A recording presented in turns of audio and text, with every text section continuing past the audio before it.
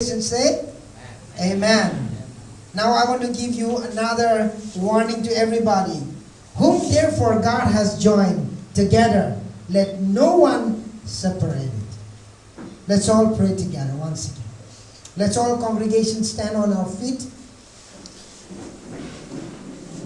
as we witness each other. This great holy matrimony. Let's bless them.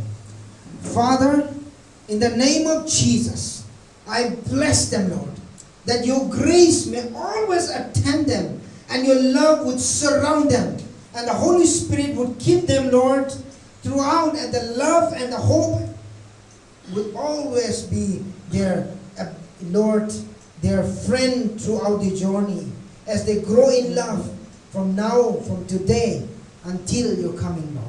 In Jesus' name, amen.